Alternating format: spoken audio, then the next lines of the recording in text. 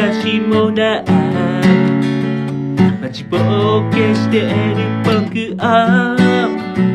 嘲笑ってるように見える立ち向か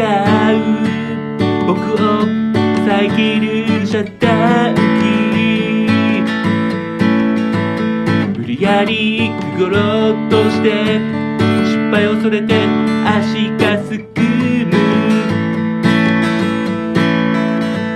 それでも僕は僕を信じて明日へ向かう、慌ただしく過ぎ去ってゆく日常がふと止まって冴えない過去をまた整理して1秒前の自分にさよならを告げてゆくそして今目の前の踏切は開いた踏切は